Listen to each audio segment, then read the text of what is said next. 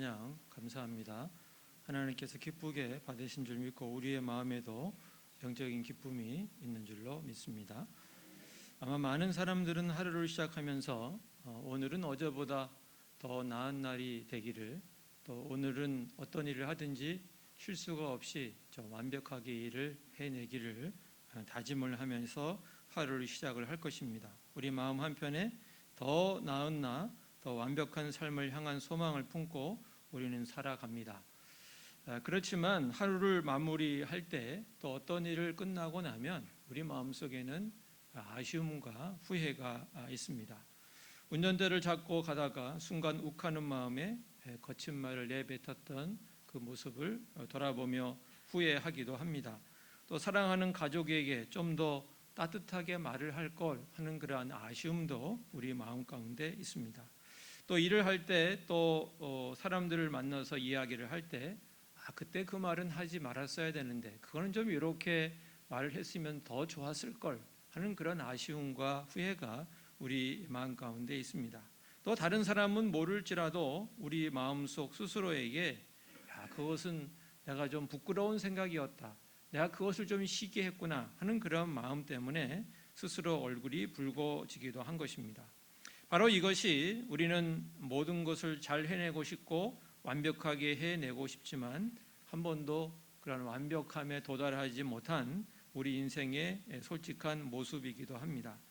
이런 불완전한 모습은 우리 개인의 삶에만 머무르지 않습니다. 이 사회에도 여전히 그런 부족하고 연약한 모습들이 있습니다.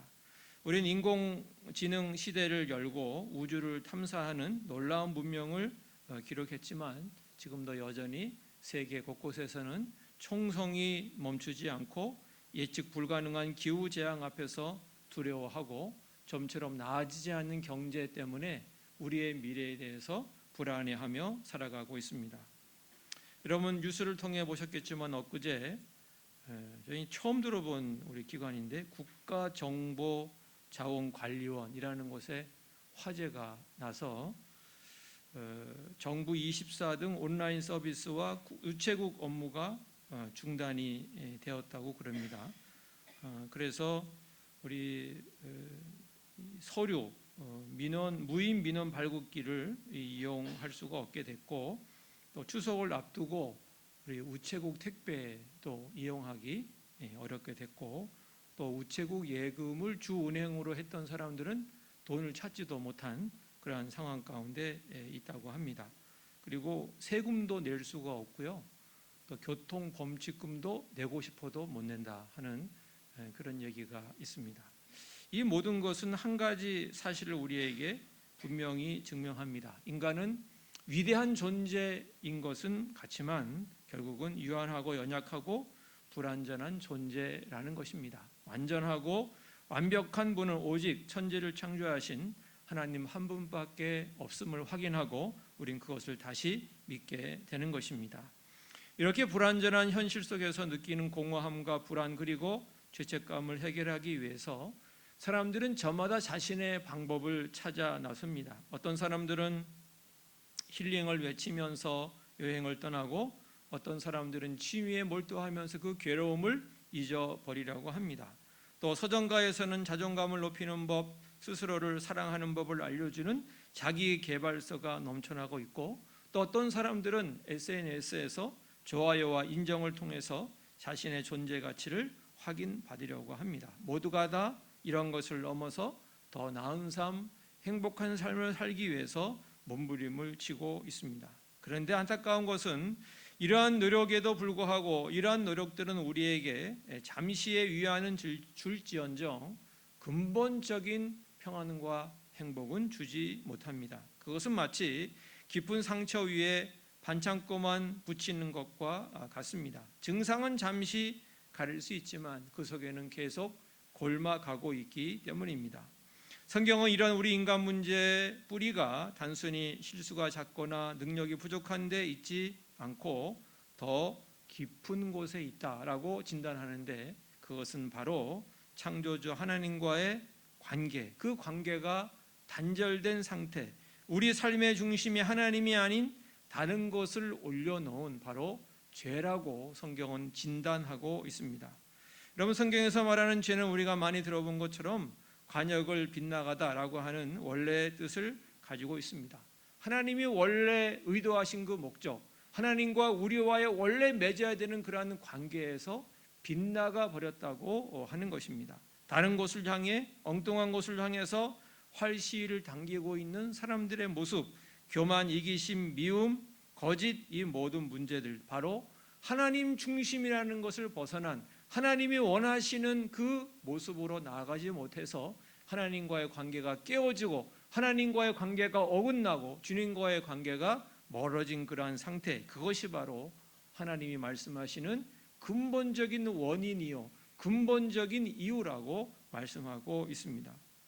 그렇다면 이 근본적인 죄의 문제를 해결할 수 있는 하나님의 방법은 무엇입니까? 그것은 세상이 스스로를 더 사랑하라고 말할 때 하나님은 오히려 회개를 말씀하시는 것입니다. 여러분, 회개는 단순히 지난 잘못을 회개하고 후회하고 반성하는 윤리적 차원에서 머무는 것이 아닙니다. 성경이 말하는 회개는 삶의 방향 전환을 얘기합니다. 죄를 향해서, 세상을 향해서, 나 자신만을 향해 달려가는 삶의 길에서 멈추어 서서 이제는 반대 방향으로 몸을 돌려 하나님을 향해 나가는 것, 그것이 바로 회개입니다. 이사야서 55장 7절 말씀은 이런 회개의 내용을 우리에게 아주 잘 보여주고 있는데요, 우리 같이 한번 함께 읽겠습니다. 악인은 그의 길을, 불의한 자는 그의 생각을 버리고 여호와께로 돌아오라. 그리하면 그가 긍휼히 여기시리라. 우리 하나님께로 돌아오라. 그가 너그럽게 용서하시리라. 여기 보면 회개의 두 면이 나오죠. 버리고 돌아오라는 것입니다. 버리고 돌아오라. 우리의 악한 생각, 불의한 길, 이런 것들 다 버리는 것이고, 그리고 하나님께로 돌아가는 것입니다. 죄로부터 등을 돌리는 것과 동시에 하나님께로 얼굴을 향하는 것입니다. 마치 집을 나간 탕자가 돼지 우리에서의 비참한 삶을 이제는 버리고 청산하고 아버지 집을 향해 발걸음을 옮겨서 아버지께로 돌아가는 것과 같습니다. 그리고 우리가 돌아갈 때 하나님은 어떻게 하십니까? 꾸짖거나 심판하시는 것이 아니라 긍휼히 여기시고 너그럽게 용서하신다고 약속을 하고 있습니다. 탕자가 돌아왔을 때 아버지가 달려가서 목을 안고 입을 맞추고 잔치를 벌였던 것처럼 하나님께서는 회개하고 돌아오는 영혼들을 기뻐하시고 받아주시고 너그럽게 용서하시고 사랑으로 품어주시는 것입니다. 이것이 바로 절망 속에 있는 우리를 향한 하나님의 초청이고 하나님의 희망의 소식인 것입니다. 하나님께서는 우리가 회개하기를 기다리시고 우리가 회개하는 것을 하나님께서는 기뻐하십니다. 누가복음 15장 7절에 보면 그래서 이렇게 우리에게 말씀하십니다. 같이 읽겠습니다.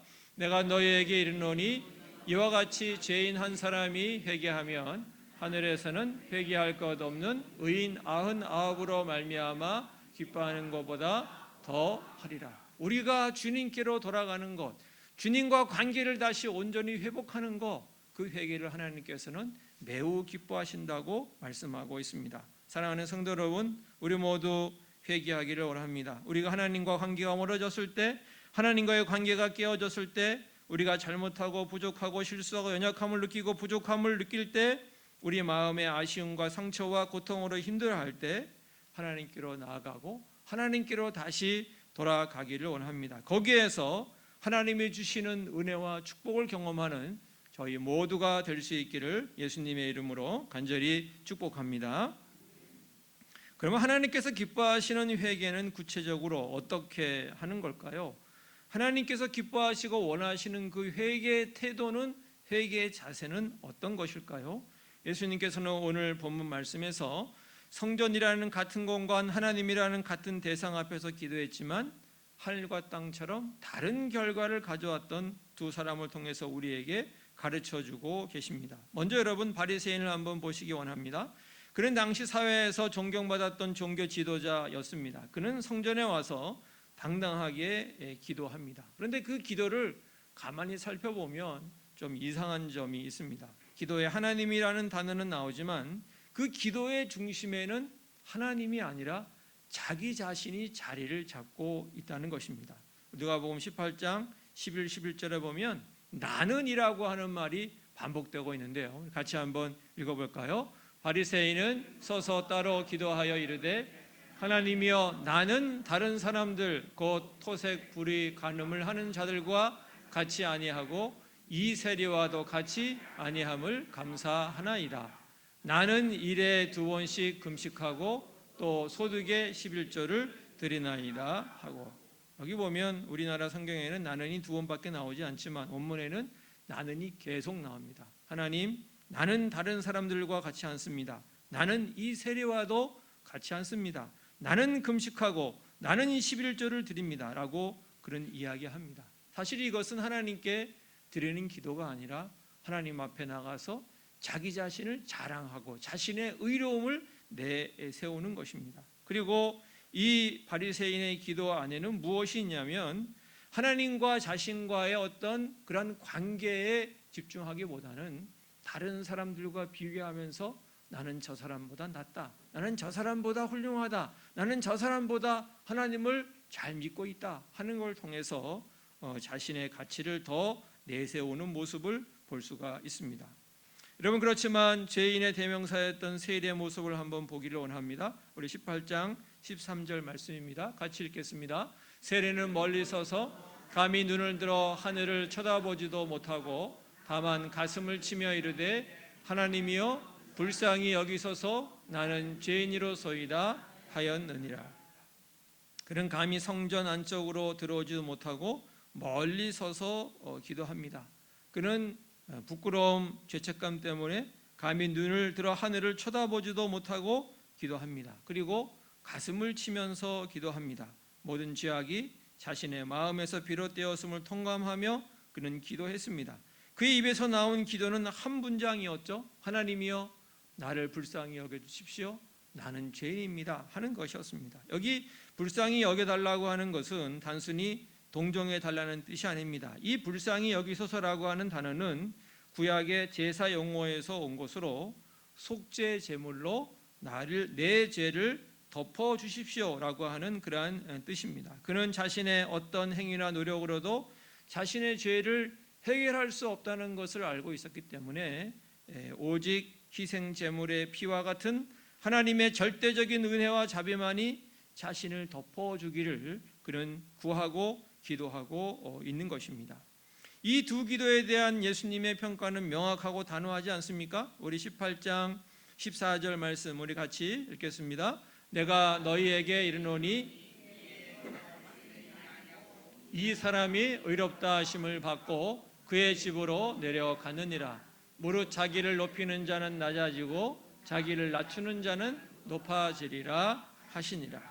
바리새인이 아니라 바로 세리가 의롭다 하심을 받고 집으로 돌아갔다라고 예수님은 분명하게 말씀하셨습니다. 그리고 또한 이런 진리를 말씀하시죠. 무릇 자기를 높이는 자는 낮아지고 자기를 낮추는 자는 높아지리라고 말씀합니다. 사랑하는 성도 여러분, 세리와 같이 우리 자신을 낮추어 회개하여 하나님의 은혜와 사랑을 충만히 받는 저희가 될 수 있기를 예수님의 이름으로 축복합니다. 자신을 높이는 태도와 낮추는 태도의 차이는 비단 기도에만 드러나는 것이 아니라 어떻게 보면 우리 생활에서도 그대로 드러나고 있습니다. 예를 들면 가장 솔직해지는 공간은 우리 가정에서도 이런 일들이 벌어지지 않습니까? 예를 들어 자녀가 큰 잘못을 저질렀을 때 보통 부모님들은 화가 머리끝까지 나서 아이들을 앉혀놓고 이런 식으로 얘기하는 경우가 있습니다. 얘야, 내가 너만 했을 때는 할아버지 할머니 속 한 번 썩이지 않고 알아서 잘했는데 넌 도대체 누굴 닮아 이 모양이니? 이런 식으로 이제 얘기하는 경우가 있죠.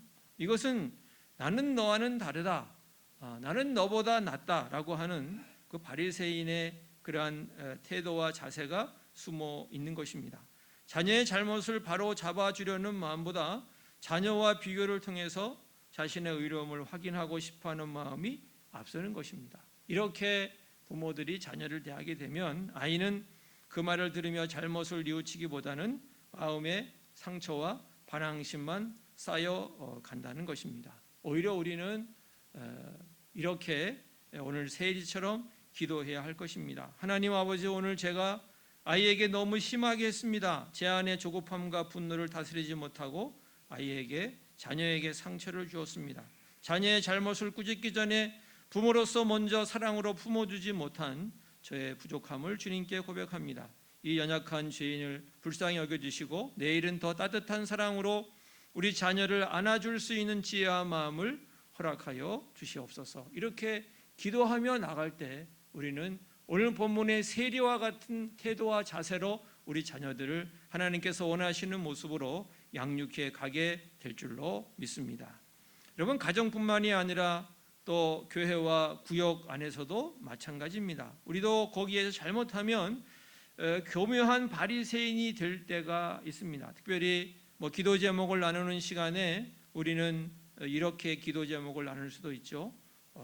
저희 아들이 이번에 명문대 합격해서 너무 감사하긴 한데요, 혹시 아이가 세상에 나가 교만하지 않도록 기도해 주세요 라고 기도 제목을 내는 경우입니다. 물론 감사하고 좋은 귀한 기도 제목이긴 하지만 그 속에 은근히 자기 자녀를 자랑하고 싶은 그러한 마음을 드러내는 것입니다.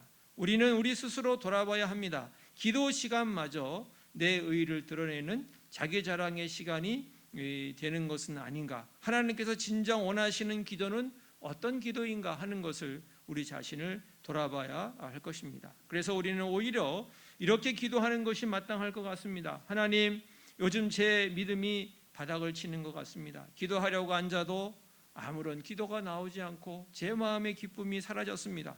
제가 얼마나 교만하고 믿음 없는 자인지 날마다 깨닫습니다. 하나님, 이 죄인을 불쌍히 여겨주시고 다시 주님을 뜨겁게 만날 수 있도록 저를 위해서 은혜를 베풀어 주시옵소서. 이렇게 기도하는 것이 마땅할 줄로 믿습니다. 하나님은 우리가 얼마나 많은 봉사를 했고 얼마나 오랫동안 신앙생활을 했는지 그런 것을 보고 평가하지 않으십니다. 하나님은 세리와 같이 상하고 통회하는 마음, 우리의 어떠함이 아닌 오로지 하나님의 국률하심을 의지하는 그 가난한 심령을 갖고 있는지를 주님께서는 눈여겨보시는 것입니다. 사랑하는 성도 여러분, 오늘 우리 자신에게 솔직하게 질문해 보기를 원합니다. 내 기도는 바리새인의 기도에 가까운지 아니면 세리의 기도에 가까운지 우리 자신을 돌아볼 수 있기를 원합니다. 진정한 회개는 예수님을 처음 믿을 때 한 번 하고 마는 것이 아닙니다. 구원받은 성도들이 날마다 서야 할 은혜의 자리, 그것이 바로 회개 기도인 줄로 믿습니다. 우리의 기도가 자기 자랑과 남을 판단하는 교만으로 채워지는 것이 아니라 매일 아침 하나님, 오늘도 주님의 은혜가 아니면 바로 설 수 없는 죄인입니다. 저를 불쌍히 여겨주십시오라고 하는 세리의 정직하고 진솔한 고백으로 우리의 기도가 채워지기를 원합니다. 그렇게 자기를 낮추는 기도의 자리로 나갈 때 우리의 죄책감, 우리의 교만한 짐이 벗겨지고 하늘로부터 자유 그리고 평안이 우리의 영혼을 채워주실 줄로 믿습니다.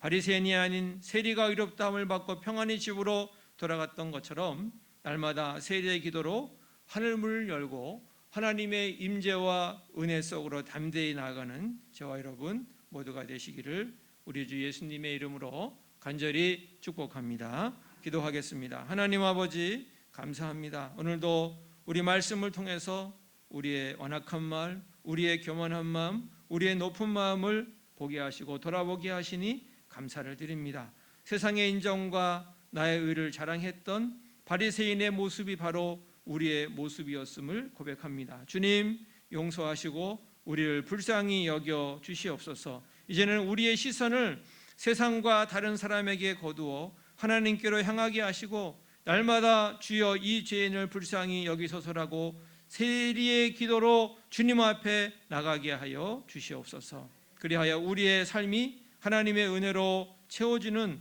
놀라운 축복을 경험하게 하여 주시옵소서. 예수님의 이름으로 기도하옵나이다. 아멘.